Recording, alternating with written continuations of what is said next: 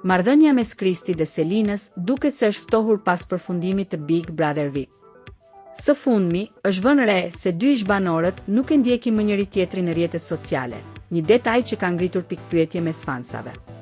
Kjo ndodh vetëm pak ditë pasi Kristi publikoi videoklipin e këngës Tunde Moj Selin, një projekt i frymëzuar nga momentet e tyre gjatë qëndrimit në shtëpinë e Big Brother VIP.